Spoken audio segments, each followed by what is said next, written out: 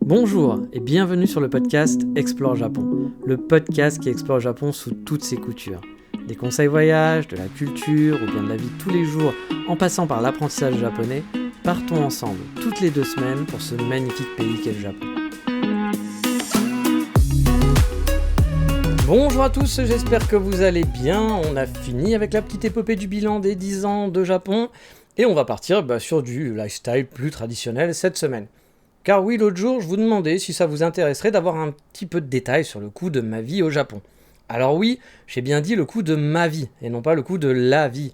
Car encore une fois, en mode on met les guillemets pour les gars du fond qui comprennent pas toujours tout, je vais vous faire un calcul avec mes frais à moi.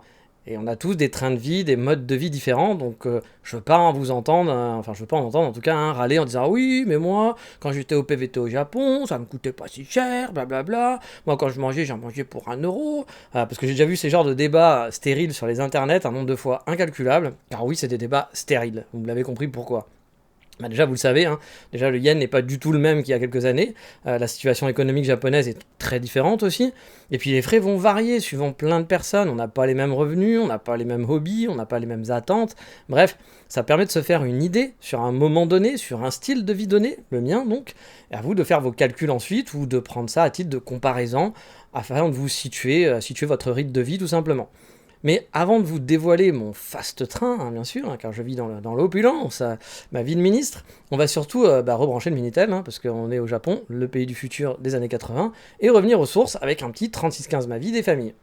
Et pour commencer, en ce moment, justement, je fais quelques dépenses pour mon appartement. J'ai fait quelques emplettes chez Ikea, Muji, et des sites obscurs japonais avec des noms français dont j'ai oublié le nom, genre Belle Maison, un truc comme ça. Un jour, si vous voulez, je pourrais aussi vous faire la liste des sites un peu d'ameublement et d'électroménager. Choisissez Ikea parce que c'est plus simple. C'est pas le plus joli, mais c'est le plus simple. Donc oui, Ikea reste simple, il y a Nitori aussi, mais Nitori, moi je trouve ça particulièrement pas très beau.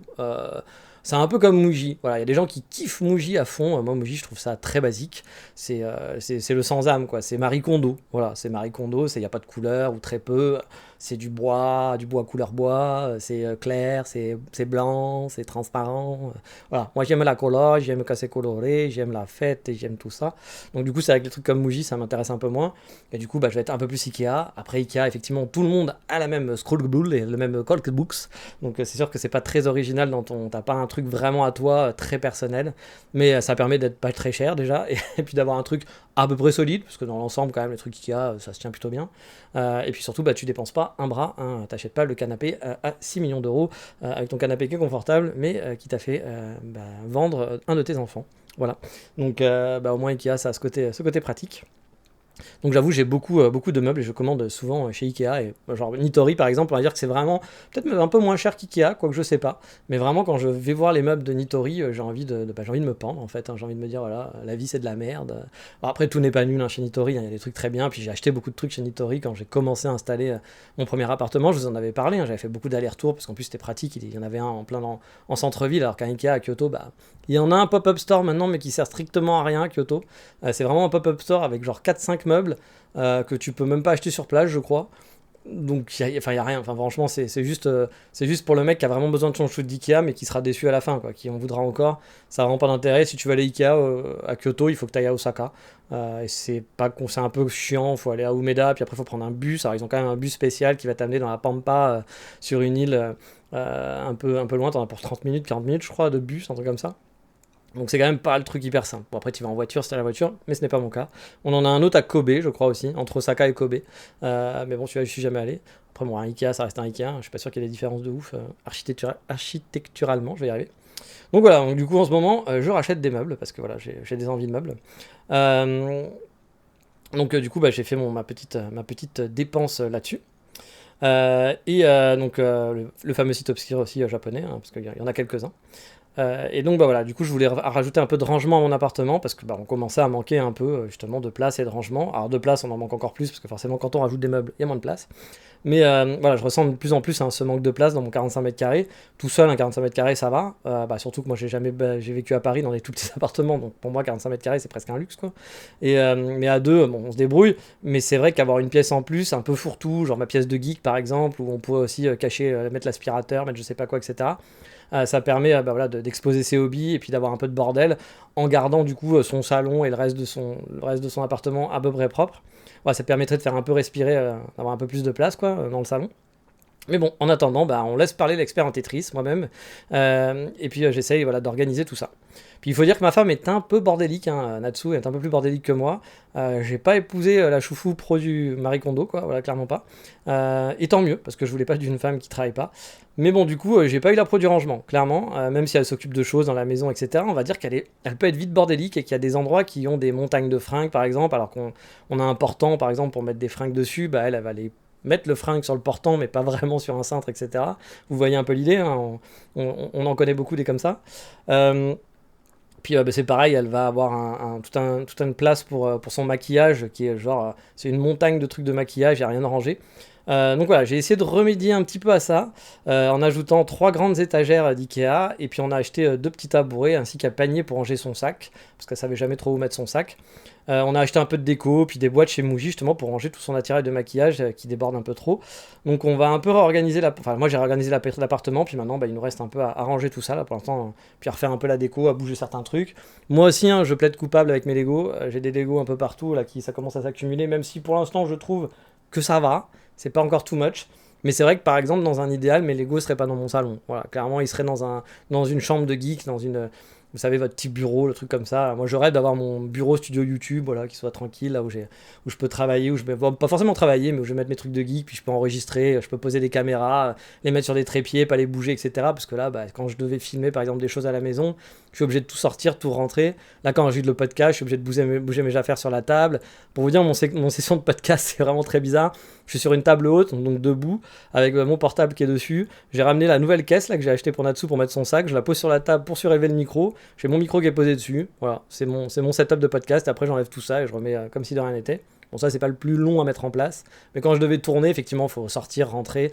Alors que si j'avais une vraie pièce où il y a des trucs de geek, c'est pas très grave si c'est pas très beau, mais au moins c'est genre des trucs de geek. Ça peut être joli en étant geek, hein, mais je veux dire, voilà, c'est vraiment très geek. Moi, j'aime bien les trucs de geek, mais j'aime bien aussi le salon un peu épuré. Bon, là, clairement, on n'est pas dans le salon épuré chez moi. Hein. C'est plus possible, c'est plus le cas. Il y a beaucoup de bordel. Donc voilà, on va essayer de ranger de tout ça et je vais sûrement faire une petite vidéo là-dessus, une petite vidéo sur mon YouTube. Alors pas le YouTube Explore Japon, là où vous écoutez ce podcast, mais sur mon autre YouTube, j'en ai parlé la dernière fois, qui s'appelle Kitsune Dandy, tout simplement. Vous faites @Kitsune Dandy si vous le cherchez sur YouTube. Et là pour l'instant, j'ai juste fait une vidéo un peu cinématique lifestyle de mon appartement. Et là du coup, ça va être un peu dans le même genre, ça va être un peu genre les nouveaux achats, puis comment j'organise, avec montrer des paquets de café. Mais je compte faire aussi des vidéos dehors de temps en temps, peut-être des vidéos justement dans des coffee shops un peu plus lifestyle, la petite sortie du week-end, peut-être pas forcément très cinématique comme les anciennes, mais je sais pas trop encore, on verra. Puis encore une fois, comme je vous l'ai dit, hein, je fais ça sans pression, donc je fais ça tranquille, quand j'ai le temps. Je vais faire une petite vidéo sur un autre truc dont je vais vous parler juste après aussi, donc voilà, mais c'est quand j'ai le temps, j'ai pas de pression aucune pour ça. Donc voilà, je suis en plein l'antithèse de Marie Kondo, mais j'essaye d'organiser tout ça pour que ça soit sympa, puis que la déco soit quand même assez cool. Et je me suis acheté aussi une boîte spéciale pour mes vinyles sur un site justement un peu obscur, la Belle Maison, je sais plus comment ça s'appelle, et que j'ai trouvé, j'étais content parce que c'est un vrai rack pour vinyle, comme on peut en trouver dans les magasins, parce que souvent je voyais des trucs sur Amazon qui étaient pas donnés, puis qui étaient pas très beaux, puis qui étaient pas très pratiques. Là en fait c'est un système que j'ai trouvé ça plutôt cool, c'est un système de boîtes que vous pouvez emboîter entre elles, donc ça peut vous faire un meuble à vinyle après, avec vous savez, alors je sais pas comment je vais expliquer ça, mais ça va être un cube, puis en fait il y a un genre de porte qui s'ouvre par le haut, et vous avez un petit recoin pour mettre le vinyle quand la porte est fermée, donc vous pouvez avoir vos vinyles cachés à l'intérieur, ou un magazine par exemple, et avoir votre vinyle qui est, quand la porte est fermée, avoir votre vinyle qui fait la façade finalement de votre petite box. Donc ça permet d'avoir une belle présentation et tout. Alors ça j'ai pas acheté parce que je n'ai pas la place. Voilà. Si j'avais un appartement plus grand, peut-être que j'aurais acheté là justement ces petites box pour faire plusieurs boîtes comme ça et faire un meuble de je sais pas 1, 2, 3, 4 ou un genre de banc comme ça avec la station vinyle au-dessus.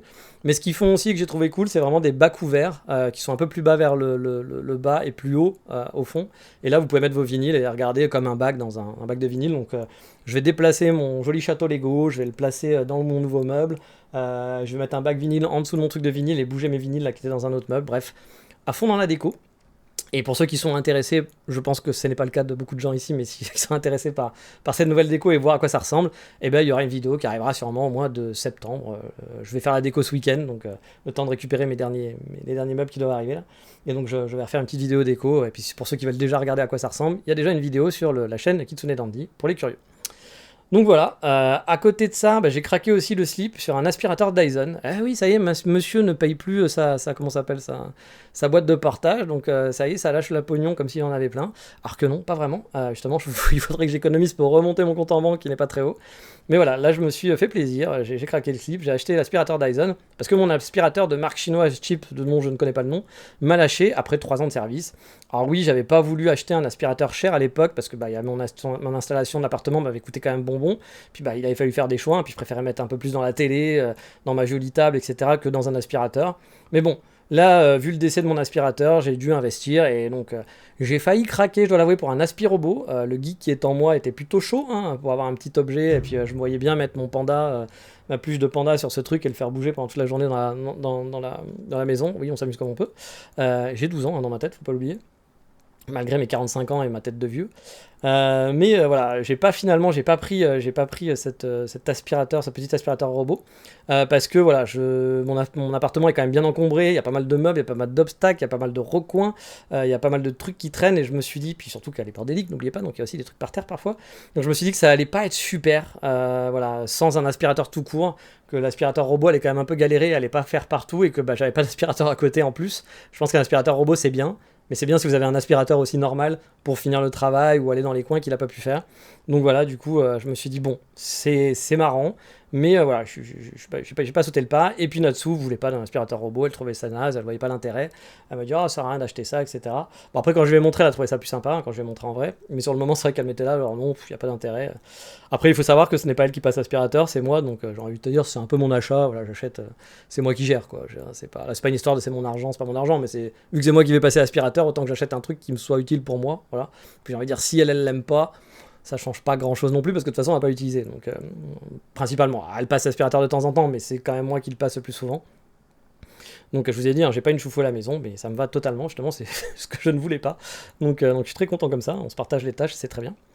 Et donc, voilà, du coup, je n'ai pas acheté mon aspirateur, mon roboto, voilà, qui fait le ménage.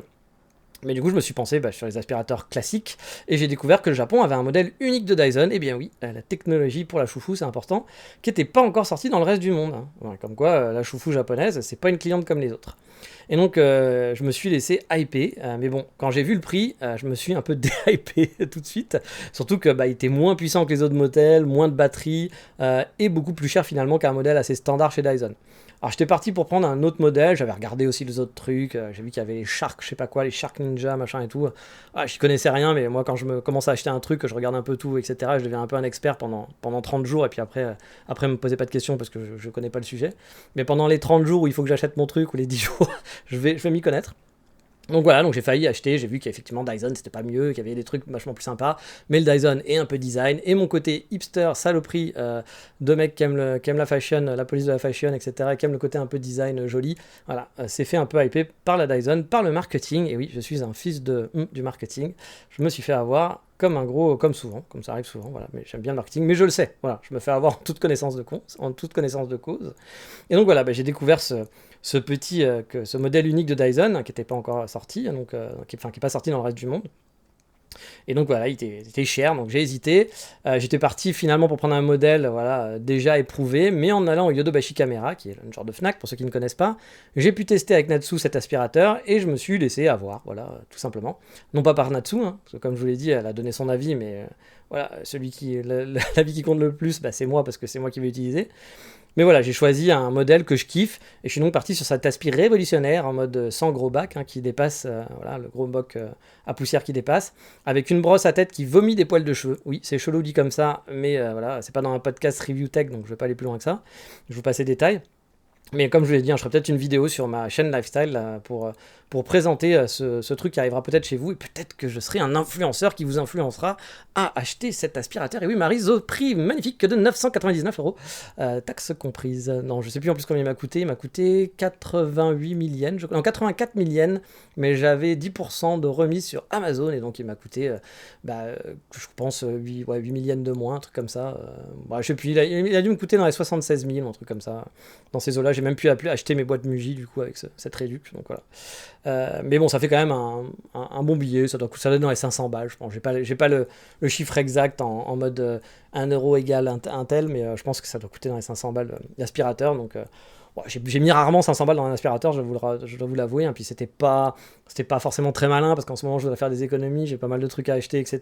Alors, je suis pas non plus à la rue, hein, mais c'est vrai que là je commence à avoir un peu plus d'argent tous les mois, donc j'aurais aimé remonter mon compte, et c'est vrai que là, entre l'appartement et puis les achats Ikea, Dyson, etc., du coup c'est vrai que ça commence ça monte pas, en fait, ça baisse pas, mais ça monte pas spécialement, un chouïa, ça monte un chouïa quand même, mais voilà, je vois pas non plus une montée de mon compte en banque où je me dis, oh bah ça y est, ça va dans le bon sens, voilà. Ça va prendre un peu de temps, je pense, avant de...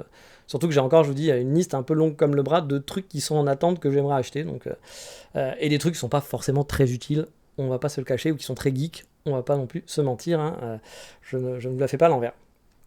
Donc voilà, je suis content de mon Dyson, je l'ai essayé, il est très content, et du coup j'ai pris l'habitude de passer l'aspirateur tous les jours, maintenant c'est un peu mon nouveau jouet, je sais pas jusqu'à quand ça durera, mais je passe l'aspirateur tous les jours, car il est très pratique, voilà, il est très léger, il a des trucs que j'aime pas trop, mais il a au moins cet intérêt que c'est facile de passer l'aspi avec, et du coup je passe l'aspi tous les jours, ce qui était vraiment pas le cas avec l'autre, où c'était plus de temps en temps, pour pas vous faire peur et vous dire combien de fois je passais l'aspirateur par mois. Mais voilà, c'était plus de temps en temps, alors que là, maintenant, j'essaye de faire en sorte que ça soit un peu plus propre chez moi. Et sinon, encore une fois, dans un tout autre registre, mais toujours dans la dépense, bah oui, c'est un podcast sur le sujet, donc j'en profite. J'ai pris 2 places pour TeamLab, qui vous connaissez forcément, hein, TeamLab. J'avais fait celui de Tokyo, moi, il y a quelques années. Enfin, un de Tokyo, parce qu'il y en avait 2 à Tokyo à l'époque, il y en a peut-être plus maintenant, mais à l'époque, il y en avait 2. Et en fait, ils en ont ouvert un nouveau à Kyoto. Enfin, ils vont ouvrir un nouveau à Kyoto cet automne. Donc, pour ceux qui viendraient aux vacances au Japon, sachez que maintenant, il y a un TeamLab à Kyoto, qui est pas très loin de la gare. Alors je peux pas vous dire allez-y, il est super, je pourrais vous le dire en octobre, une fois que j'aurai testé, et vous dire oui, par rapport à celui de Tokyo, ça vaut le coup ou pas. Donc là on a pris des billets avec Natsu, sachant que Natsu n'était jamais allé à un TeamLab. Quand elle a découvert qu'il y avait un TeamLab qu'elle a ouvert, elle m'a dit ah j'en viens aller. Donc je sais pas, oui c'est vrai que c'est une bonne idée, ça peut être sympa. On l'avait pas fait, moi je voulais le faire un jour, je m'étais dit un jour ce serait bien qu'on aille à Tokyo puis qu'on le fasse tous les deux. Et là du coup elle va pouvoir profiter, donc on a des billets pour... fin octobre, je crois, un truc comme ça. Il me semble qu'ils ouvrent vraiment là dans pas longtemps, là, et je pense qu'ils doivent ouvrir fin septembre, mi-septembre, je sais pas exactement quelle date, mais ils vont ouvrir bientôt. Et si vous voulez des places, actuellement, honnêtement, il y a de la place, hein. Vous pouvez réserver tout, c'est pas full, il n'y a aucune date qui est full, etc. Ça a l'air d'être correct. Puis les prix, c'était raisonnable, de mémoire. Je sais plus combien j'ai payé, mais franchement, c'était raisonnable. Et donc du coup on a à Kyoto, en plus nous on n'a pas besoin d'y aller un week-end, etc. Donc on peut faire ça en semaine. Donc on a payé un peu moins cher, je crois, que si c'était le week-end. Et vu que c'est pas encore trop connu celui de Kyoto, voilà, je m'attends à pas encore avoir une horde de Megumi TikTokers et de gens Kevin qui kiffent le Japon. Viens vous voir ma vidéo, j'ai fait ma vidéo à TeamLab, c'est super, c'est le meilleur endroit du Japon, il faut venir, moi j'adore, c'est ma vie. Voilà, enfin vous connaissez un peu la chanson du TikToker influenceur. Et du coup je pense qu'il y aura pas encore trop de gens, j'espère, je croise les doigts. Donc voilà, on a réservé, j'espère qu'on va éviter la foule. Et encore en mode je dépense ma thune, je vais finir à la rue. Bon, pour l'instant, j'ai pas encore réservé, mais Natsu va devoir passer un examen pour être une genre de pharmacienne. Alors je dis genre de pharmacienne parce que c'est pas une pharmacienne qui a fait des études de pharmacie, mais il y a un truc pour pouvoir être pharmacienne dans les drugstores. Alors, on peut déjà vendre des médicaments, etc. dans les drugstores, et puis il y a déjà des gens qui s'occupent du rayon, mais c'est pas des pharmaciens. Mais parfois, dans certains drugstores, il y a en fait vraiment une pharmacie, donc une vraie pharmacie, et qui là, donc est tenue, je pense, alors je sais pas comment ça marche, mais apparemment c'est pas des vrais pharmaciens, ils ont pas fait des études de pharmacie pendant 10 ans, 15 ans, 200 ans, mais il y a un petit, il y a un diplôme à avoir, un genre de... Vous n'êtes pas obligé d'aller prendre des cours, mais vous pouvez apprendre par vous-même, et puis vous allez passer un genre j'allais dire un entretien, pas l'entretien, mais un examen, voilà. Un examen, et qui vous permet après de pouvoir travailler en tant que pharmacien, entre guillemets, dans les drugstores, vraiment dans la partie pharmacie. Alors, j'ai vu un post il n'y a pas très longtemps auquel j'ai répondu sur Thread, avec justement un mec... après on a tous été comme ça, on dit tous des conneries, moi je suis le premier à dire, donc je critique pas non plus pour ça, je critique, mais je veux dire voilà, on fait tout ça. Mais le mec a fait un post en disant « Oh Japon, Kikula, trop fan, au Japon tu peux acheter de l'alcool dans les pharmacies, c'est fou, ils sont trop fous, on voit ça qu'au Japon ». Bon, alors déjà, non.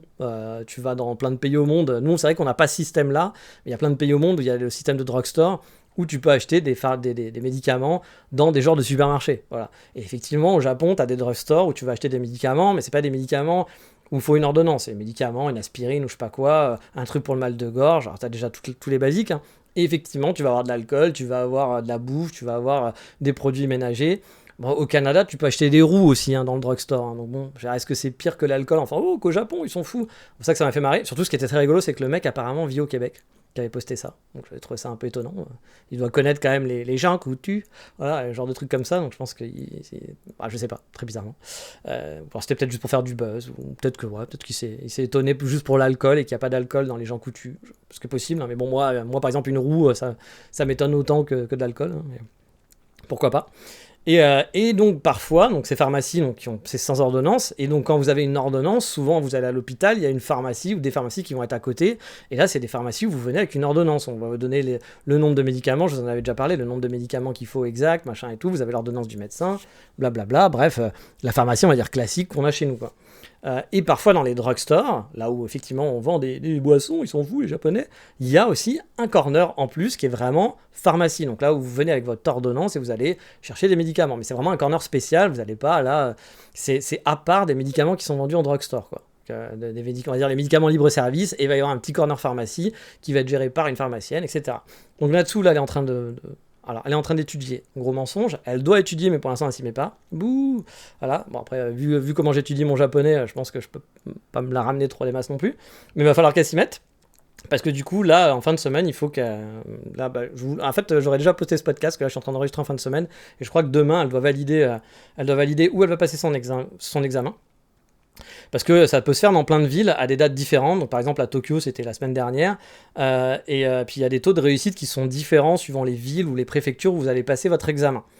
Du coup, elle veut le faire dans un endroit plus facile, entre guillemets, que dans le Kansai, où apparemment il y a moins de taux de succès. Et on va donc se taper un voyage en fin d'année à Fukuoka, a priori. C'est pas encore validé, comme je vous le dis, hein, ça sera peut-être Kumamoto ou Nagasaki. Elle n'est pas encore fixée. Moi, j'ai voté Fukuoka parce que c'est plus simple pour y aller, hein, parce que de Nagasaki, il faut quand même faire des changements de train, etc. Kumamoto aussi. Donc c'est vrai que c'est un peu plus compliqué. Mais bon, après, si on doit aller à Nagasaki, moi, ça me va aussi. Je suis jamais allé en plus, donc c'est le bon moment. Et donc, du coup, Fukuoka, par contre, je connais, hein, je suis déjà allé, donc c'est vrai que Nagasaki, ça serait un peu plus une nouveauté pour moi.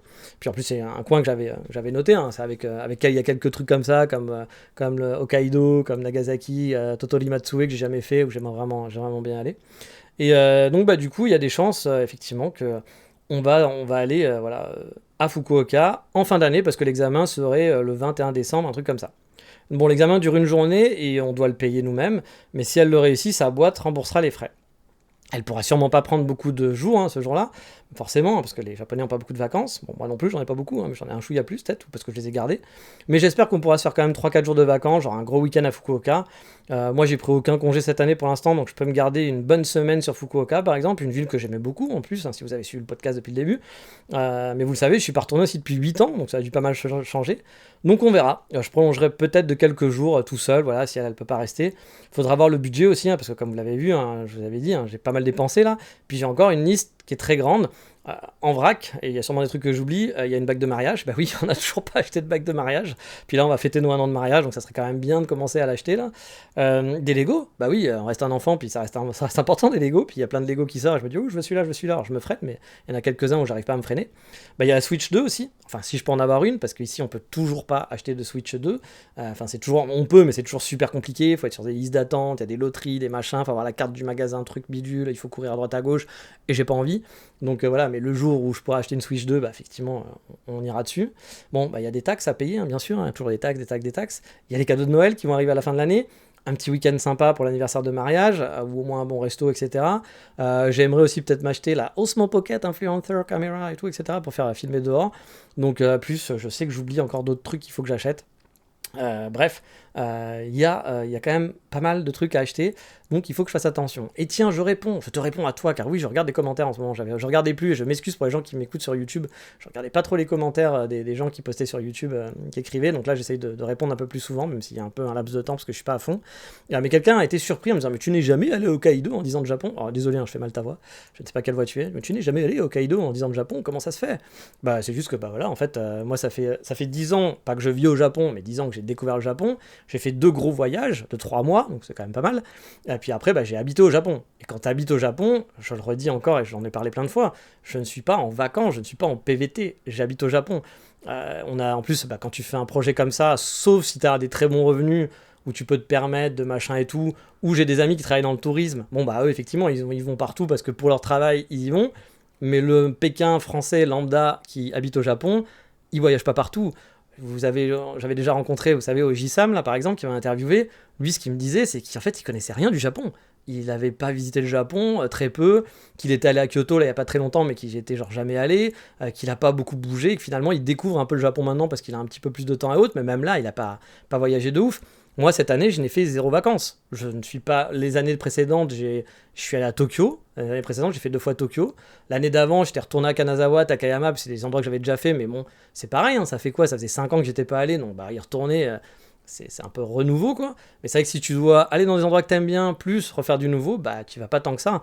Il y a des gens qui écoutent le podcast, qui viennent au Japon tous les ans, tous les 2 ans, qui ont beaucoup plus bougé au Japon que moi, clairement, et que plein d'autres Japonais ou de Français qui vivent au Japon. Je vais aller encore plus loin. Il y a des gens, ils habitent Tokyo, ils connaissent leur quartier. Ils connaissent Shibuya. Mais je connais mieux Tokyo que eux qui habitent depuis 10 ans au Japon. Vraiment. Alors que moi, j'y vais que de temps en temps. Donc encore une fois, bah oui, ça dépend. J'aimerais bien. Si demain, vous, les gars, vous voulez me tous donner de l'argent sur Patreon et me faire vivre et d'avoir 5 000 € par mois, ah oui, les gars, je vous ferai plein de vidéos et j'irai visiter tout le Japon, il n'y a aucun problème. Hein. Mais bon, bah, vous doutez bien que c'est pas ça, puis que bah, j'espère que votre argent, vous allez le garder quand même. Et je remercie quand même ceux qui financent ce Patreon, hein, ça me permet de payer les frais annexes du podcast, donc c'est très bien. Mais voilà, vous avez vos frais, etc. Puis je suis très content que vous voyagez. Et puis voilà, si moi je peux pas voyager, c'est pas très grave. Puis vous savez, je vis pas dans la misère, hein, donc tout va bien. Mais c'est vrai que j'ai pas l'occasion de voyager partout. Et il y a des trucs au Japon classiques que j'ai jamais fait. Je suis jamais allé à Nagasaki. Ça reste un classique. Je vous dis, Matsure Tottori, j'ai envie d'y aller, j'y suis jamais allé. Hokkaido, tout le nord de Tokyo, j'ai jamais fait Nikko, qui est un gros classique aussi, j'ai jamais fait Nikko. Après, j'ai beaucoup bougé hein, dans plein d'endroits. Le Kansai, je connais très bien. Mais voilà, c'est grand le Japon, et puis bah, je suis pas en vacances, je suis pas en PVT, donc bah, ça sera petit à petit. Hokkaido, j'irai sûrement un jour. Hein. Mais quand? Je sais pas, parce que bah, par exemple, Onomichi, j'aimerais bien y retourner. Ça fait très longtemps et j'aimerais y retourner. L'année prochaine, par exemple, je pense que si on fait des vacances avec Natsu, encore une fois, elle n'a pas beaucoup de vacances, puis moi non plus, hein, j'ai 10 jours, donc c'est pas énorme dans l'année. Hein, les Canadiens n'ont pas énormément de vacances. Bah, du coup, on va aller à Tokyo sûrement pour aller visiter un peu, parce que c'est vrai que j'aimerais bien lui montrer les quartiers que j'aime bien. J'aimerais bien qu'elle monte les quartiers qu'elle aime bien de Tokyo, puis qu'on repère au cas où on habite à Tokyo un jour, voilà, qu'on fasse un peu de repérage. Parce que je vous en ai déjà parlé qu'il y a une possibilité. Donc voilà, mais peut-être que finalement on fera des vacances à Sapporo, parce que voilà, il y aura l'occasion. Bref, je n'en sais rien, mais manque de vacances, 2, manque d'argent. Oui, je ne suis jamais allé à Hokkaido, et pendant mes 3 mois, 3 mois ça passe vite. Hein. Puis moi je suis pas du genre, vous le savez, hein, vous l'avez vu dans mes aventures, je suis pas du genre à faire, allez on fait un jour Sapporo, un jour Hakodate, un jour machin, une demi-journée à Himeji, c'est pas mon genre. Moi j'ai souvent fait des bases arrière, à rester 10 jours au même endroit, puis voilà, à prendre mon temps. Encore une fois, chacun fait ce qu'il veut, il n'y a pas de problème, mais moi ça va pas être mon genre. Donc c'est sûr que dans mes 3 mois, je peux vous dire que les 3 mois, il n'y a pas des moments où je me suis ennuyé en me disant j'aurais plutôt dû aller là-bas. Hein, j'étais très content de mes vacances, ça se passait très bien, mais on peut pas tout faire, malheureusement, même si Sapporo c'est un classique et que j'aimerais bien découvrir Sapporo hein, pour le coup, hein, parce que peut-être que c'est une ville très sympa et que j'aurai un super coup de cœur et que je me dirais putain, mais il faut vivre là-bas, surtout l'été. Je suis encore en train de regarder là, chez moi il fait 37, 38 degrés, 39 degrés là avec l'humidité, et je regarde Sapporo, il fait 24. Bon, j'ai la petite larme hein, à chaque fois. Hein. Oui, je me suis mis Sapporo sur mon téléphone, la météo de Sapporo, et je regarde de temps en temps pour me faire du mal. Mais voilà. Donc voilà, je te réponds en direct. Puis si vous avez des questions, n'hésitez pas. Hein, j'essaye de lire de temps en temps. J'ai vu aussi qu'il y avait un auditeur sur Spotify qui a 12 ans qui m'écoute, ou 14 ans, je sais plus. Désolé si je me trompe sur ton âge. Qui envoie souvent des commentaires sur Spotify. Merci à toi. Pareil, j'essaie de répondre petit à petit. Mais vu que c'est un peu disséminé partout, j'aurais bien aimé qu'il y ait une plateforme, que tout le monde écoute sur cette plateforme, un peu comme quand vous faites une vidéo YouTube et que tout le monde est sur YouTube, quoi. Ça aurait été plus simple pour répondre. Mais là, vu que c'est un peu disséminé à droite à gauche, j'essaie, puis il y a des gens qui m'envoient des questions sur Instagram, machin et tout, donc je réponds le mieux possible. Et si je ne vous réponds pas, n'hésitez pas à me relancer en étant gentil. Je prends du temps, mais j'essaie de répondre à tous. Et puis ça fait toujours plaisir. Voilà, merci à vous de communiquer avec moi, d'échanger et tout, c'est toujours sympathique.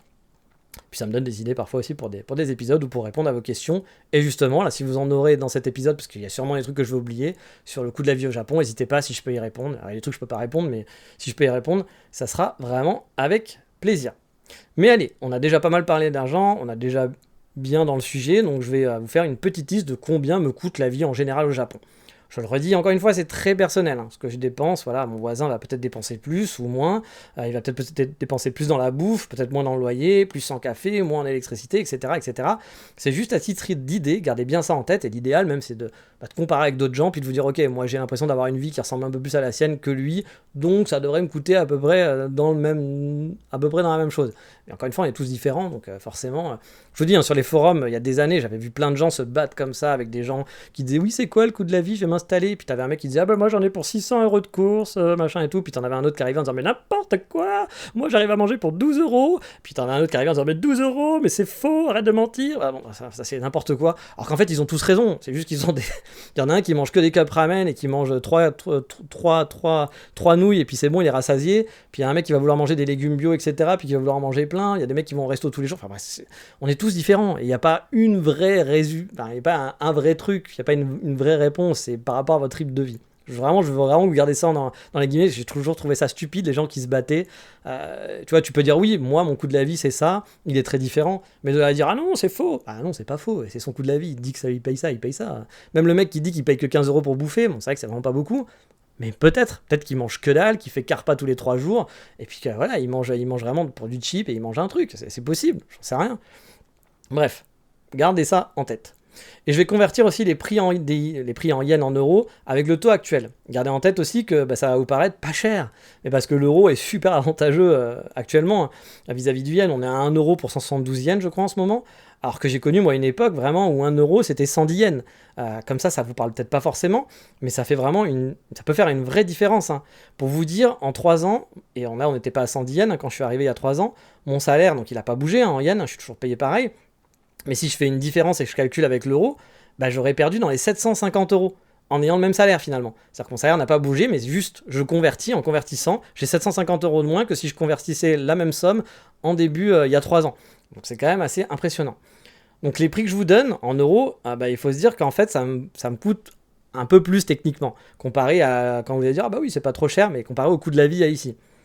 C'est pas très clair ce que je raconte, mais j'espère que même les gens en fond qui étaient en train de dormir auront compris un peu l'idée. Donc en gros, je vous dis, si ça fait 50 € par exemple, techniquement, ça ressemblerait peut-être plus à du 75-80 € il y a 3 ans ou il y a 5 ans. Effectivement, 50 € valait 90 €. Donc pour moi, ça vaut toujours 90 € en quelque sorte. Mais pour vous, effectivement, le prix a baissé, ça vaut moins cher. C'est pour ça qu'il y a beaucoup de touristes aussi qui viennent, qui disent « Ah, le Japon, le coût de la vie est pas cher ». Non, c'est pas que le coût de la vie est pas cher, c'est qu'il est pas cher pour toi parce qu'en ce moment avec les euros c'est hyper rentable. Mais non, pour moi le coût de la vie il a augmenté, ça coûte plus cher, les choses ont augmenté et ça me coûte beaucoup plus cher qu'il y a 3 ans. Donc et pourtant effectivement, si je me basais que si j'étais payé en euros, oui je te dirais ah putain je fais des super économies, mais je suis payé en yens. Donc non je fais pas d'économies, au contraire, la vie me coûte plus cher en général. Donc voilà, gardez ça en tête aussi. Mais allez, parce que gardez ça en tête, parce que si vous venez au Japon, peut-être que vous aurez la chance d'être payé en euros en ce moment. Donc là, c'est les mecs qui sont payés en dollars, en euros, c'est le jackpot en ce moment. Ils sont contents. Mais si vous êtes payé en yens, ça sera pas la même, forcément. Ils vont pas vous augmenter votre salaire par rapport à combien vous auriez en euros habituellement quand vous calculez que vous aviez fait en euros, quoi. Donc gardez ça en tête. Mais allez, on commence par celui qui me fait mal par rapport à ma vie parisienne, c'est l'électricité. Bon, ça varie souvent au fil des saisons, ce qui n'était pas le cas pour moi sur Paris, où c'était assez fixe de mémoire. Je payais vraiment pas cher à Paris, j'ai toujours trouvé ça étonnant. Alors peut-être vous allez me dire, c'est normal, vous allez me dire, non, mais c'est fou. Mais je payais dans les 25 € par mois, ce que je trouvais pas très cher, moi. Je me souviens à Paris, après j'avais un petit appartement, j'avais quand même une machine à laver, mais bon, je faisais pas des laveries, je me lavais pas les trucs. La douche, je reste pas 1 heure sous la douche. Voilà, donc puis je faisais de la cuisine, mais normal. J'avais pas de four, machin et autres, donc... je pense que mon électricité était quand même très basique. En plus, l'hiver, moi je suis pas un mec qui chauffait beaucoup, je suis pas frileux, donc je mettais pas trop de chauffage l'hiver. Bon l'été, il y avait pas de clim, il y avait pas besoin, etc. J'avais pas de ventilateur accompagné dans la maison, donc c'est vrai que ça me coûtait vraiment pas cher. J'en avais pour 25 € pour un petit appartement dans Paris. Donc l'électricité me coûtait rien pour moi. Et là, c'est pas la même, surtout depuis qu'on est deux. Je me tape des 12 000 yens de facture en gros, donc on va dire 70 € le mois, que je dois payer, et bon, ça c'est en moyenne, mais parfois ça doit tourner dans les 7000 pendant les périodes un peu plus creuses, mais par contre en hiver par exemple ma facture elle peut monter jusqu'à 24 000, donc 150 € d'électricité quoi, dans ces eaux là quoi. Donc ça commence à bien monter. J'ai pas fait de moyenne non plus. Alors il faut que je vous dise aussi, les calculs que je vous donne, c'est à peu près de tête. Je ne gère pas mon budget. C'est pas bien. Je devrais gérer mon budget, mais j'avoue, j'ai pas un budget très clair. Je suis incapable de vous dire, je dépense tant en moyenne par mois en bouffe. Je dépense tant en moyenne par mois en électricité. Je vois les factures passer pour l'électricité, donc je peux vous dire à peu près combien. Mais par exemple, la bouffe, je sais à peu près combien je dépense, mais je pense que j'ai pas une idée vraiment précise de combien je vais dépenser. Il faudrait que je commence à m'y mettre, mais c'est vrai que j'ai eu une situation qui était un peu bizarre. J'avais ma femme qui était là, qui travaillait pas pendant un moment, puis après elle a travaillé, et puis moi mon loyer était prélevé directement sur mon salaire, donc j'avais pas mon loyer, il y avait des trucs qui étaient enfin bref, c'était compliqué pour faire un budget vraiment propre. Là, c'est vrai que maintenant que je suis full freelance, donc elle travaille, que la situation est un peu plus stable, je vais peut-être pouvoir commencer à me dire tiens, ça serait bien de regarder c'est quoi nos dépenses moyennes, globales, puis voilà, sans qu'il y ait de gros trucs qui tombent, sans bah oui, mais là on est parti en vacances, sans bah oui, mais là en fait tu fais ci, ah mais là il y a plus de dépenses parce que machin est venu chez toi. Voilà, un truc un peu stable où en moyenne tu payes ça quoi. Donc peut-être qu'il faudrait que je commence à le faire, ça serait pas mal. Mais bon, voilà. L'électricité, ça me coûte, comme je vous le dis, en moyenne, je pense 12 000 yens, je pense. Mais les 24 000 l'hiver font très mal. Là, je crois que je suis à 14 000 yens l'été, pendant les mois d'été, là. Donc la clim, qui marche à H24, hein, là, ma clim, elle marche vraiment souvent, parce que je travaille de la maison. Et ça coûte moins cher que quand elle est en mode chauffage, voilà, clairement. Ah, pour l'électricité aussi, ça comprend le gaz, hein. Ce qui veut dire que ça compte l'eau chaude, mais ça compte pas ma consommation d'eau, pardon. Mais donc le fait de chauffer l'eau, de faire des douches, etc. Donc c'est peut-être aussi pour ça que l'hiver, ça coûte plus cher parce que par exemple là quand je fais la vaisselle, j'utilise pas d'eau chaude. J'ai pas besoin d'allumer l'eau chaude parce que l'eau elle est déjà chaude en fait. Le chauffe-eau est dehors et du coup je peux vous dire que vraiment j'ai pas besoin d'allumer l'eau chaude quand je fais la vaisselle. Bon, quand je prends ma douche par contre oui, je suis obligé de mettre de l'eau chaude, mais par contre pour la vaisselle il n'y a pas besoin, alors que l'hiver, oui, si j'allume pas, l'eau elle est glacée, donc je suis obligé de mettre de l'eau chaude. Et donc forcément, j'utilise l'électricité, etc. Puis le gaz, quand je fais à manger, pareil, ça utilise l'électricité, etc. Puis l'eau chaude, du coup, c'est au gaz. Là-dessus, en 3 ans, mon budget a vraiment explosé pour plusieurs raisons. Bon, déjà, on est deux, donc forcément, on consomme plus d'électricité et d'eau chaude qu'au tout début quand je suis arrivé, hein. Puis le gaz pour faire à manger, etc. J'ai vraiment vu la différence avec mes factures, avec l'arrivée de Natsu, ça a doublé hein, quasiment le prix de mes factures. Le prix de l'électricité aussi au Japon a monté, j'ai l'impression, parce que ça me coûte plus cher. Vous avez vu le problème en Ukraine, etc. On n'a pas été super impacté. Genre, c'est pas comme en Écosse ou en Angleterre où genre il fallait, c'était quasiment le prix d'un loyer pour payer son électricité. On a été quand même assez protégé de ce côté-là, mais tout de même, j'ai vu quand même une différence. C'est vrai que ça s'est basé un peu au moment où Natsu était souvent là, donc j'ai pas pu voir clairement la différence, mais à un moment donné, j'ai quand même senti qu'il y avait quand même des augmentations. Mais puis même là, avec Natsu, chaque année, je paye un peu plus, hein. Et pourtant, j'ai pas l'impression qu'on consomme plus. Alors, il peut y avoir des variations, mais dans l'ensemble, voilà, c'est ça. Donc ça vous donne une idée, voilà, d'à peu près combien me coûte l'électricité. Et techniquement, alors je sais pas pour vous, parce que je pense aussi qu'en France, ça va dépendre de si vous avez une grande maison, un petit appart, etc. et autres. Mais moi, clairement, ça me coûte plus cher qu'en France. Voilà, ça me coûtait beaucoup plus cher que ce que je payais en France, il n'y a vraiment pas photo. Là, c'est même pas une histoire de on est deux, etc. L'électricité me coûte plus cher ici. Mais bref, quand je pense au début, j'avais budgété quasiment 40 euros par mois pour l'électricité, je peux vous dire que là-dessus, je m'étais bien planté, hein. J'ai souvenir qu'en 2018, par contre, mes factures étaient pas si énormes pour le coup. Mais bon, voilà, là, il n'y a pas trop le choix. Il faut payer, il faut payer. Et n'oubliez pas aussi que je travaille de la maison. Donc je consomme beaucoup de clim, de chauffage l'hiver, l'électricité chez moi. Voilà, vous, quand vous allez au bureau pendant 8 heures, moi, dites-vous qu'il y a 8 heures où je suis chez moi, forcément. Il peut y avoir l'électricité, je travaille de nuit, il va y avoir l'électricité, va y avoir mon ordinateur qui est branché, etc. Forcément, je consomme un peu plus que quelqu'un qui va à son travail. Ensuite, il y a l'eau.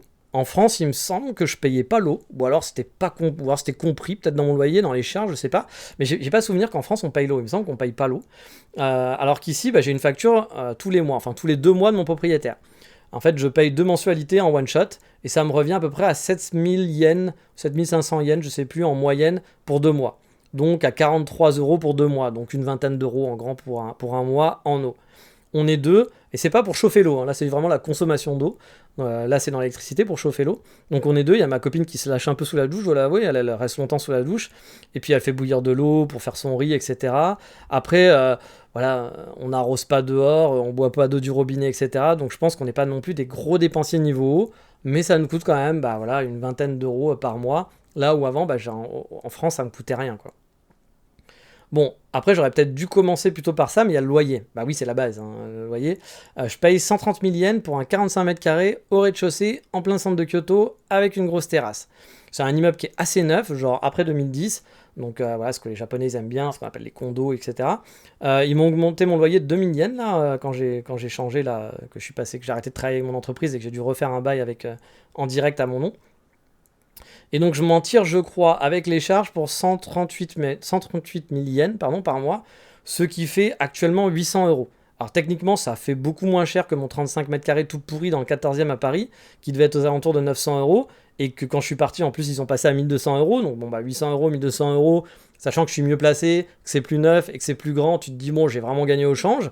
C'est pas cher en plus, peut-être que pour un mec qui habite à Saint-Larzac, les Guibins, 800 euros, va dire 800 euros pour un 45 mètres carrés, mais moi c'est le prix de l'achat de mon appartement. Bon, j'en rajoute, hein. Mais vous voyez ce que je veux dire, parce qu'il y a toujours aussi ces combats de dire non, un loyer 800 euros, mais t'es fou. Après, quand t'habites en ville, hein. C'est pas le même prix que quand t'habites dans une petite ville de province ou dans un village. Voilà, c'est comme ça. Mais bon, voilà, si je compare par rapport à Paris, c'est clair que ça me coûte quand même beaucoup moins cher. Mais bon, à l'époque où 1 euro égale 130 000 yens, bah finalement ça me reviendrait quasiment à 1000 euros de loyer pour habiter dans le centre de Paris, dans le centre de Kyoto.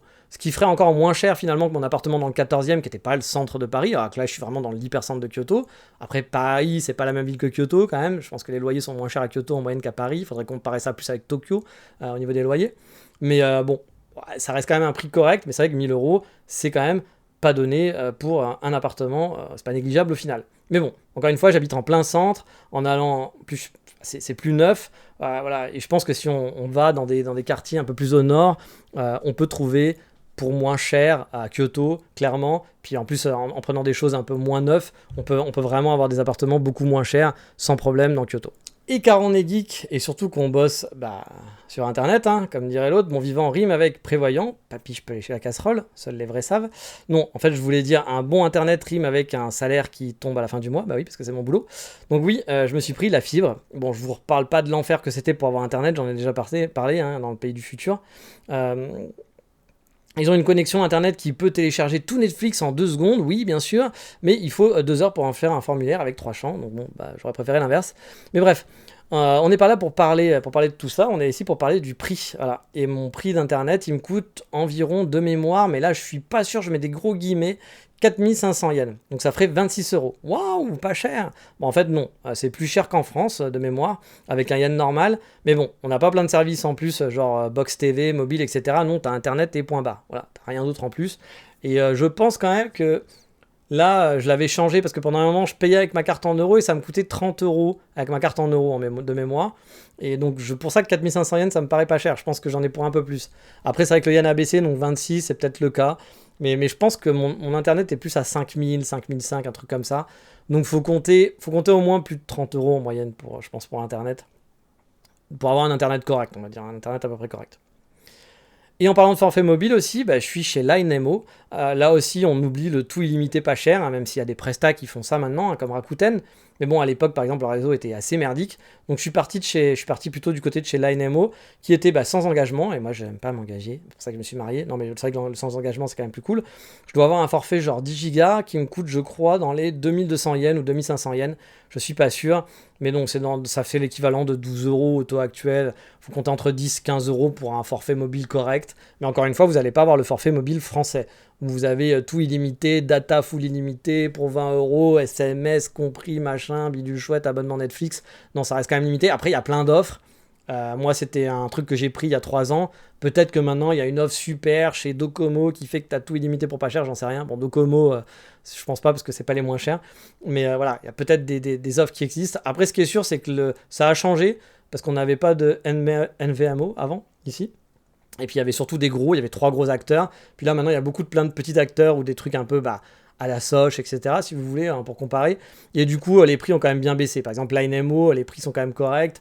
Puis il y en a d'autres comme ça, il y a Amao, je sais plus comment il s'appelle là, il y en a quelques-uns, où tu peux avoir quand même un forfait pour pas trop cher. Donc le téléphone, tu peux t'en tirer pour pas trop, voilà, pour un truc à peu près correct, mais tu n'auras pas la qualité de service que tu avais peut-être avant, avec ton forfait où c'était du full gratos, ou même parfois, tu as ton forfait internet avec forfait mobile compris, avec Free, avec ton forfait à 2 euros, je sais pas quoi. Ça, t'auras pas ça au Japon, voilà, clairement.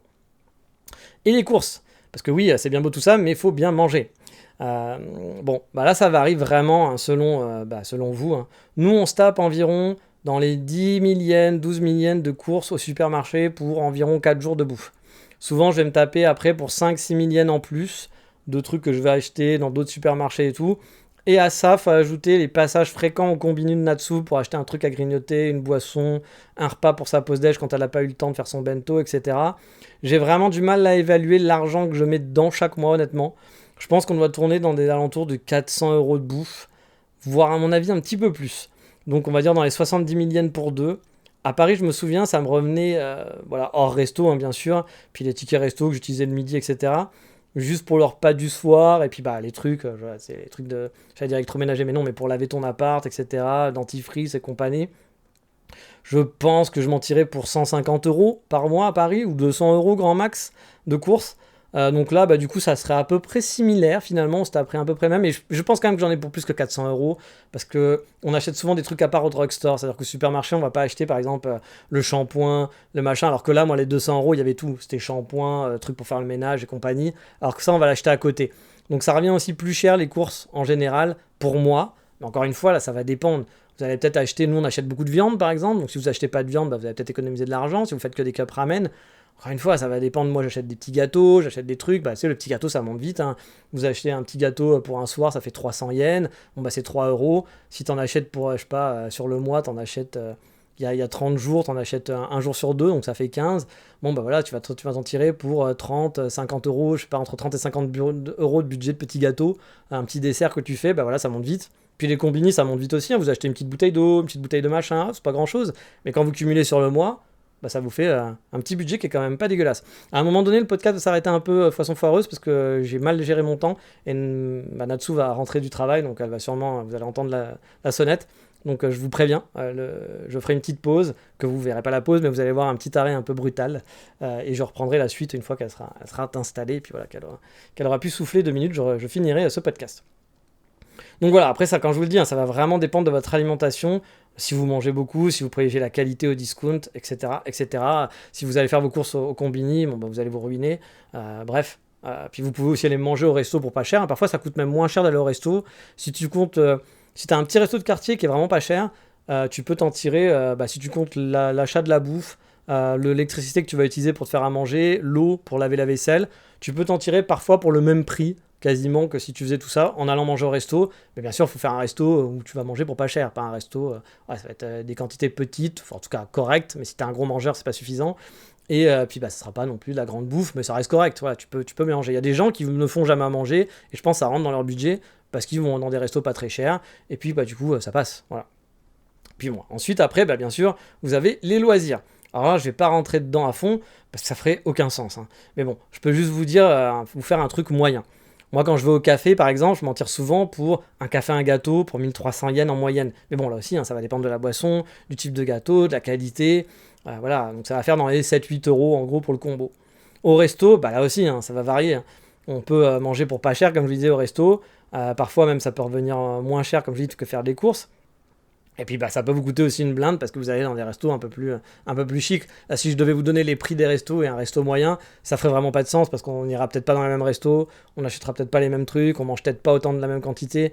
Donc voilà, ça fait pas de sens de vous faire. Pour vous dire, par exemple, là-dessous, quand elle va au resto, elle mange bien. Par exemple, quand on va dans mon resto préféré, avant tout ça, je m'en tirais vraiment pour pas cher. Bon, là, à deux, bon, c'est sûr qu'on est deux, donc forcément ça double. Mais je m'en tire pour plus cher qu'avant parce qu'elle mange plus que moi, par exemple. Donc elle va dépenser plus. Donc ça serait idiot de vous dire, ah bah au resto, faut compter 4000 yens et tout. Ça n'a aucun sens. Ça va dépendre de ce que vous allez manger, ça dépend de combien vous mangez, si vous prenez un dessert, si vous prenez une bière. Enfin voilà, il n'y a pas de. Après, je peux vous faire des prix moyens. Si vous voulez, on pourra refaire une petite aparté dans un podcast où je vous dis, voilà, comme je vous ai fait pour le café, là, en moyenne, une pizza, c'est tant. En moyenne, je sais pas, un resto de sushi, ça va être tant. En moyenne, des kushikatsu, ça va être tant. La bière, en moyenne, ça va vous coûter à peu près tant. Je peux vous faire ça si ça vous intéresse un jour. Bon, je pourrais pas vous le faire là en live parce que je vous dirais des conneries, puis je sais pas exactement ce que je paye, hein. Je regarde pas, je suis pas du genre à regarder en disant, ah bah ça m'a coûté 150, bah ça m'a coûté 650, bah ça a augmenté de 5 euros. Tu vois, genre, non, c'est pas mon genre, quoi. Mais voilà, si un jour vous voulez que je fasse ça, je pourrais essayer de lister un peu, prendre mon temps, puis lister les trucs que je dépense et vous dire, ok, une bière en moyenne, c'est à peu près tant dans un combini, dans un resto, un bar, c'est tant, voilà, etc. Les cafés, je peux vous le faire parce que ça, j'y vais régulièrement, donc je connais bien les prix, donc c'est plus simple pour moi pour vous dire combien coûte un café et un gâteau en général dans un coffee shop. Mais bon, là aussi, vous pouvez niquer votre budget facilement en vous faisant des restos normaux, pas cheap quoi, mais ni de luxe, ça peut monter très très vite. Niveau transport, j'ai pas vraiment de budget vu que je bosse de chez moi et que j'aime marcher. J'utilise beaucoup plus les transports maintenant quand même depuis que je suis avec Natsu, parce qu'elle kiffe moins marcher que moi. Mais bon, j'ai pas vraiment de budget transport. Comme quand je vivais à Paris par exemple, où j'avais ma carte orange. Oui, je suis vieux, je dis pas passe Navigo, même si j'ai eu un passe Navigo, mais bon, j'aime bien utiliser encore le mot carte orange. Bref, gardez en tête par exemple que si vous allez vivre à Tokyo, ça peut vite monter un effet de transport, surtout si vous adorez sortir et que vous visitez Tokyo et que vous prenez souvent le métro, vous changez, vous allez à droite à gauche. Le budget peut monter très vite. Moi, je m'étais toujours dit que quand tu regardes un budget et que tu regardes un loyer à Tokyo, il faut toujours prendre en compte combien ça va te coûter en moyenne en transport. Et je pense que tu peux vite monter. Alors, les gens de Tokyo pourront peut-être répondre, s'il y en a qui écoutent là. Ça serait bien, même s'il y en a qui me disent, et je pourrais répondre la prochaine fois, c'est quoi leur budget de transport au Japon, à Tokyo par exemple. Mais moi, je pense que tu peux t'en tirer facilement pour 100 ou 150 balles de budget de transport à Tokyo. Si tu sors un peu, etc., que tu prends les métros hautes, parce que moi j'aime bien marcher, mais Tokyo, suivant où tu veux aller, tu vas pas marcher pendant 4 heures quoi. Donc tu peux si tu as le temps, mais si tu vas voir des potes dans un resto, que tu vas aller dans un resto spécifique, tu vas pas marcher 4 heures par le resto, rentrer 4 heures après. Parce que je peux te dire, il faut que tu partes à 16 heures pour manger à 8 heures et tu vas rentrer donc à 2 heures du matin pour avoir fait juste un resto. Bon, voilà. Tu auras économisé 5-6 euros, mais ça t'aura fait une bonne marche. Faut que tu aies le temps quoi. Donc s'il y a des gens qui habitent, ça fait très youtubeur. Si toi aussi t'habites Tokyo, n'hésite pas dans les commentaires à dire combien tu payes pour tes transports. Non mais vraiment, essayez dans les commentaires sur YouTube ou sur Spotify, ou alors envoyez-moi un message sur Instagram, Thread, vous connaissez les trucs. Je suis intéressé pour savoir quel est votre budget de transport. Moi je dirais, là aussi ça varie des gens. Il y a des gens qui vont faire juste leur trajet de boulot, puis qui vivent dans leur quartier, donc du coup ça leur coûte pas plus cher. Mais les gens qui sortent, qui vont un peu voir, qui vont un peu découvrir, qui bougent un peu, j'aimerais bien savoir justement combien ça vous coûte. Parce que je pense que c'est quand même, dans une vie à Tokyo, je pense que ça va prendre en compte. À Kyoto, si vous n'aimez pas marcher, vous allez avoir un budget de transport, mais on peut faire quand même pas mal de choses à pied, surtout si vous êtes dans le centre ou si vous prenez un vélo. Ça se fait facilement, c'est très plat à Kyoto en plus. Donc du coup, le budget de transport, il peut très vite baisser à Kyoto. Et moi, je peux vous dire, j'ai quasiment pas de budget de transport. Un peu plus depuis Kanatsu parce que ça m'arrive de prendre des bus pour aller à la gare, là où moi j'y serais allé à pied parce que c'était 20 minutes, mais avec elle veut pas trop marcher à un moment donné, donc bon, je fais l'effort forcément. Mais après, un ticket de bus sur Kyoto, c'est un tarif unique, donc c'est 230 yens, et le métro, tu t'en tapes vite pour plus de 200 yens, suivant le trajet que tu vas faire. Alors, ça peut être un peu moins, mais tu vas souvent te taper genre 2 euros, 1 euro, 2 euros de trajet de métro. Pour aller sur Osaka, par contre, c'est environ 8 euros aller-retour. Enfin, ça doit être plus 6 finalement avec le yen actuel, mais moi, quand j'avais calculé à l'époque, je savais que c'était 4 euros aller, en gros 4 euros retour. C'était à peu près ça, peut-être un peu moins, mais dans ces eaux-là. Niveau banque, j'ai pas de frais de compte sur ma banque principale, j'ai 0 frais. Et sur ma banque secondaire, je pourrais avoir des frais, je crois, si j'ai moins de 500 000 yens sur mon compte. Sinon, c'est gratuit, j'ai pas de frais de carte bleue, etc. Donc, de ce côté-là, la tenue du compte ou autre, ça coûte pas. L'ouverture d'un compte en banque m'a pas coûté d'argent, etc. Donc, il n'y a pas de budget là-dessus. Niveau fringues, pareil, je vais pas partir dans les budgets parce que ça serait idiot. Mais il y a des magasins qui permettent de s'habiller pour pas cher. Il y a des boutiques de seconde main qui sont de qualité. Mais bon, après, vous pouvez aussi facilement claquer le slip et avoir beaucoup de dépenses en fringues parce que c'est quand même la temple de la fashion ici. Donc ça peut vous coûter cher. Ça peut vous coûter vite cher. Si vous êtes à fond dans les fringues et tout, vous pouvez avoir un gros budget. Mais si vous voulez faire attention, c'est assez facile de faire attention dans les fringues ici parce que les secondes mains, tu peux t'acheter des manteaux qui t'auraient coûté, 150 balles si tu l'avais acheté normal. Moi, je me suis déjà acheté des petites vestes à 10 euros qui étaient parfaites. Alors après, il faut chiner, il faut prendre un peu de temps, mais qui étaient parfaites, genre en très bon état. Puis c'est comme si c'était du neuf, et puis elle m'a coûté 10 euros, quoi. Et c'est très facile de trouver des magasins de seconde main. Il faut chiner pour trouver le truc qui va te plaire, etc. Mais par contre, des magasins de seconde main, il y en a énormément et ils sont de qualité. Donc du coup, là, ça va. On peut bien s'habiller pour pas trop cher. Et niveau assurance, il n'y a pas vraiment d'assurance maison ici, disons, ça existe, mais disons que c'est pas obligatoire comme en France, quand tu prends un appartement, c'est plus pour assurer tes meubles que ta maison, et la maison elle est assurée par le proprio de ce que j'ai compris. Toi tu vas assurer finalement tes meubles, tu vas pas assurer, on ne demande pas d'avoir une assurance maison pour s'il y a un truc qui pète ou que tu as pété quelque chose, il n'y a pas d'assurance qui est compris là-dedans. Et par contre, tu as des assurances complémentaires pour la santé. Je me suis pas encore penché dessus, mais bon, je vais bientôt m'y mettre, au cas où il m'arrive une tuile, il faut que j'aille à l'hôpital, forcément ça aide. Ou même si Natsu, si je décède, ça serait pas un mal qu'il y ait une petite assurance complémentaire santé. De ce que j'ai vu, là aussi, il y a plein de prix. Ça va dépendre de qu'est-ce que tu vas prendre, de combien tu es remboursé, etc.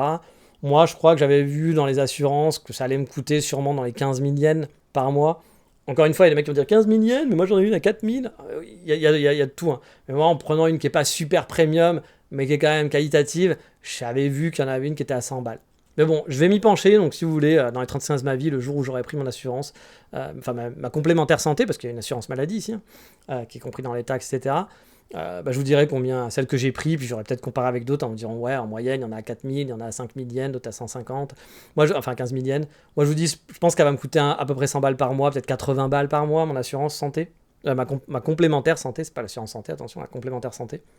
Puis qu'il y a aussi une assurance vie, un truc pour le dentiste, blablabla, etc., quoi. Mais bon, pour l'instant, je me suis pas vraiment penché à fond, donc je vous en dirai un petit peu plus. J'avais juste regardé comme ça, en gros. Par contre, niveau taxes, moi, je compte un bon 33% de taxes, en gros, sur ce que je facture.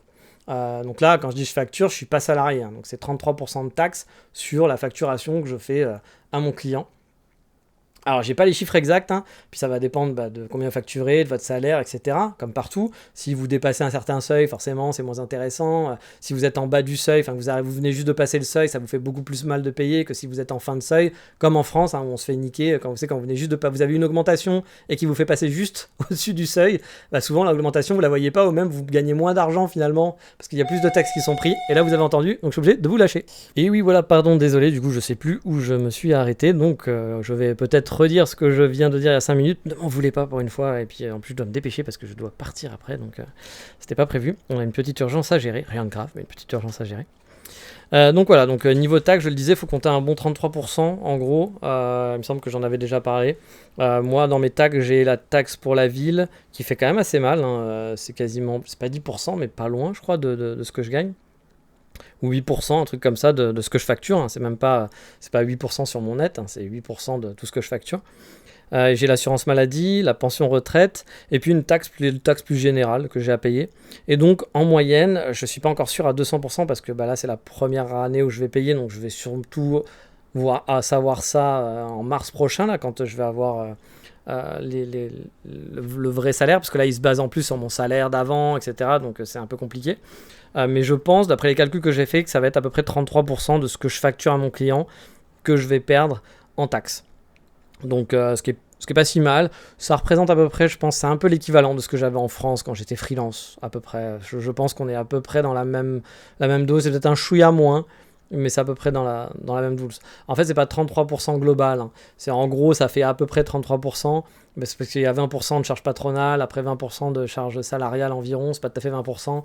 Mais du coup, les charges salariales, c'est moins ce que vous avez, donc c'est pas le montant brut, c'est le montant brut moins les charges patronales. Donc c'est toujours des calculs un peu complexes. Mais en moyenne, en gros, c'est ça, il faut compter 33% j'ai 33% en moins de ce que je facture à mon client, ce que je facture à mes clients. Donc ça, c'est les taxes qui partent. Sachant que les taxes, je les paye... quand vous êtes salarié, ça part directement, c'est comme du prélèvement à la source, comme en France. Donc c'est-à-dire qu'il y a pas vous n'allez pas recevoir une facture qui arrive. Alors sauf si, dans certaines, je pense que suivant vos petits boulots et tout, mais si vous avez un salaire vraiment de bureau, c'est un salaire, si vous avez qu'un salaire et c'est tout, et puis c'est un salaire de bureau, c'est un boulot fixe et tout. Là, moi, c'était pris directement à la source, donc que ce soit la taxe de la ville, la taxe, la pension de retraite, les assurances, tout était comme ça. Là, par contre, je vous en ai déjà un peu parlé, mais je reçois en fait j'ai reçu des factures à payer là, avec des petits papiers là. Justement, je dois en payer un aujourd'hui. Donc je reçois, là par exemple, je vais payer dans les 50 000 yens de taxes de la ville, mais c'est pour plusieurs mois, c'est pas juste pour un mois. Et encore une fois, il se base sur ce que je payais avant, donc l'année prochaine, je devrais sûrement payer un chouïa plus. Parce que vous saviez, je payais un peu moins d'impôts à cause de mon loyer qui était prélevé, blablabla. Donc je vais payer sûrement un peu plus d'impôts cette année. L'année prochaine, du coup, ça va sûrement se rééquilibrer quand je vais faire une année complète en freelance. Donc voilà, je dois payer ça. Je crois que je paye à peu près 40 000 et quelques yens pour mon assurance maladie. Il me semble que c'est dans ces eaux-là. Et j'ai une autre facture, je pense, c'est la pension de retraite qui est à 17 000 yens par mois. Un truc dans le genre. Donc voilà, ça vous fait à peu près une idée. Plus je vous dis, il y a des taxes un peu plus générales, et j'ai pas la TVA. Donc je rends pas la TVA parce que je facture à l'étranger, donc je n'ai pas à gérer tout ce qui est la TVA avec le Canada en tout cas. Donc voilà, ça fait 33% en plus que je perds en gros chaque mois sur mon salaire. Enfin sur mes revenus en tout cas. Et pour les amoureux de salle de sport, on a bientôt fini, parce que je sais que vous êtes nombreux aussi ici, et qu'avant, je sais que les salles de sport ici, c'était pas donné, un peu comme en France au tout début, hein, où les salles de sport, c'était quand même, je vais pas dire un luxe, mais c'était quand même un gros budget, puis après, ça s'est démocratisé, et puis là, c'est un peu pareil, il y a une chaîne qui est en train de casser les prix, et du genre, pour 3000 yens, en gros, vous pouvez avoir un abo mensuel. Alors, je suis pas du tout sportif, donc je peux pas vous dire exactement ce que ça vaut, mais bon, j'en ai entendu parler, j'en ai entendu parler souvent de cette chaîne qui cassait les prix. Et avant, je savais que c'était quand même un budget, voilà, qui était bien présent. Et je sais que c'est un budget qui revient souvent chez les gens, donc c'est pour ça que je vous partage l'info. Si vous allez dans la salle de sport vraiment lambda, vous pouvez trouver des salles de sport, des abonnements à 3000 yens qui va être équivalent de 25 €, un truc comme ça. Mais sinon, après, les salles de sport un peu plus up étaient beaucoup plus chères. Les abonnements étaient quand même beaucoup plus chers, mais là, ça commence à se démocratiser, on va dire, être un peu plus accessible. Et bon, je suis pas propriétaire, donc je peux pas vous dire non plus pour les factures à payer en tant que propriétaire et les autres factures, parce que ça, je n'ai pas à le payer. La facture de la ville, c'est un peu, je pense, c'est un peu un équivalent de ce qu'on appelait comment on appelle ça, les impôts qu'on payait, les impôts locaux. Je sais plus si ça s'appelait comme ça, mais sauf que c'est pas tout à fait pareil. Là, les impôts locaux, nous, c'était en France de mémoire, c'était une fois par an, tu payais, puis c'était pas si cher. Moi, je me rappelle que pour mon 35 mètres carrés, je payais je sais plus, c'était vraiment pas cher, mais en plus j'étais à Paris, à côté de la Tour Eiffel, donc ça a aidé aussi à pas payer cher, parce que c'était suivant où vous habitez, machin et tout. Là c'est pareil, la taxe de la ville, c'est vraiment suivant où vous habitez. Les villes font pas les mêmes taxes, et du coup ça peut être 10%, ça peut être 8%, ça peut être 6%. Je suppose que ça se base aussi par rapport à des critères de salaire. Moi je vous l'ai dit, là actuellement, c'est, je sais plus combien c'est, mais je pense que c'est 50 000 yens par trimestre, donc ça doit être 20 000... dans les 20 000 yens, 15 000 yens par mois, je dois payer. Mais je pense que c'est pas tout à fait à jour. À mon avis, je vais payer plus l'année prochaine. Je pense que cette taxe va augmenter un peu et je vais payer largement plus l'année prochaine. Mais voilà en gros ce que je dépense. Mais voilà, on a fait un peu le tour. Je pense encore une fois que c'est en gros, hein, voilà, à vous de vous faire votre popote avec ça finalement, de comparer avec d'autres aussi personnes pour voir où est-ce que vous vous situez. Si j'ai oublié une dépense classique, poquez-moi, hein, je ferai un erratum, ou s'il y a un truc que vous voudriez savoir en disant tiens, ce truc-là, ça coûte combien environ. Peut-être des trucs moi que je paye pas et que j'utilise pas, donc je pourrais pas répondre à toutes les questions, mais bon, sait-on jamais, ce sera avec plaisir hein, si vous avez des questions de ce côté-là. Et puis j'en parlerai dans le prochain épisode, je ferai un petit erratum ou un petit aparté dans l'épisode pour vous dire tiens, en fait, machin, on m'a demandé combien coûtait tel truc, ou alors peut-être quelqu'un va me dire moi, voilà, si vous vivez au Japon puis que vous avez un budget qui est très différent, que vous dites moi, ma consommation. Alors encore une fois, venez pas me parler pour me dire mais c'est totalement faux, moi je paye des trucs, parce que non, c'est pas faux, c'est ce que je paye. Donc voilà, je vous vends pas du rêve, je suis pas là pour vous vendre quelque chose, je suis pas là pour vous vendre un Japon pas cher ou oh mon dieu, le Japon c'est très cher. Je vous dis juste que je paye. Mais du coup, si vous avez des choses différentes et que vous voulez le partager avec les autres auditeurs et dire moi qui vis à tel endroit, la bouffe ça me coûte que tant, je bouffe ça environ, ou moi mon budget, où je vous disais pour le budget de transport, n'hésitez pas à me partager les infos et je pourrais en reparler, faire un genre de petit melting pot. Soit si j'ai beaucoup d'infos, je fais un épisode spécial, ou sinon je ferai juste un aparté dans le prochain épisode pour donner 2-3 infos que des personnes m'ont donné. Ou pareil, si vous avez des questions, n'hésitez pas. Bref, si j'ai oublié quelque chose, n'hésitez pas à me poker, ça sera avec plaisir. Mais sur ce, en plus on a fait 1 heure, donc c'est bien d'arrêter là. Je pensais pas que le podcast serait aussi long. Je dois vite sortir là, on doit faire un petit achat avant de revenir. Et donc en plus je vous confirme, parce que là elle vient de réserver Fukuoka, donc je serai bien à Fukuoka normalement en fin d'année pour faire des petites vacances. En plus ça tombe un week-end, donc elle peut poser 1 ou 2 jours, donc je pense qu'on va se faire un petit 4-5 jours sur place. Ça fera des petites vacances pour la fin d'année. Maintenant il va falloir que je planifie tout ça. C'est juste avant les fêtes de Noël. Donc voilà, j'arrête là-dessus et je vous dis, comme d'habitude, qu'est-ce qu'on dit ? On dit ciao, bye bye, matane.